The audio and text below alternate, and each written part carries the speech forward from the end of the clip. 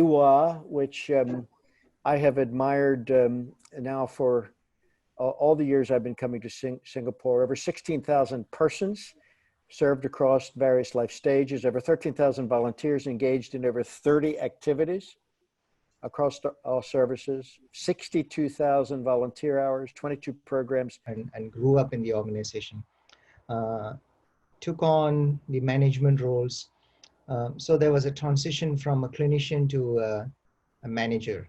This is something that we actually did because I believed as a manager and as a service director looking after one service, I was always asked to look at activities, be it sometimes the board, be it your colleagues or even your external stakeholders. We were all given a lot of activities. So the activities were very much in silo. So I felt that we shouldn't be focusing on one particular activity. For example, some people would say, focus on technology.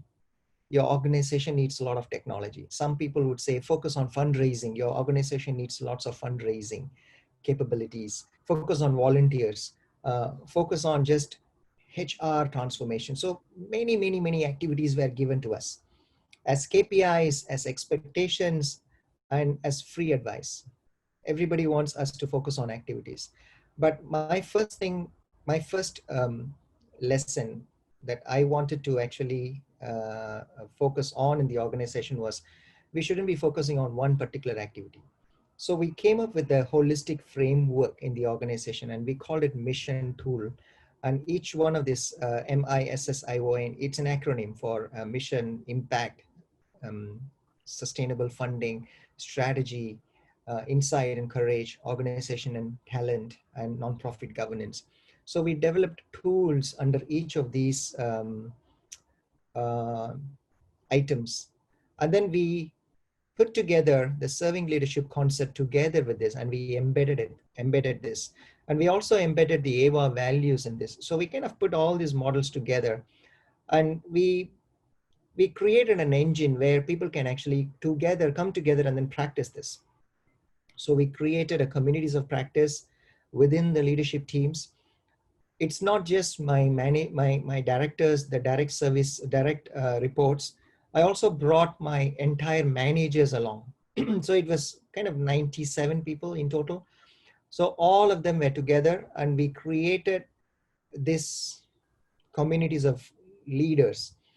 We spend a lot of time bringing them together, creating this shared perception. Because what happened in the organization was we are operating from 13 different locations. And each of us will be only focusing on particular domains. Like for example, health and senior care, elder care facilities. They will be focusing on only the elder care activities.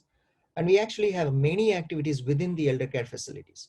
We have community home, we have dementia daycare, we have mental health programs, and then we have our family service center. Our family service center has two different programs.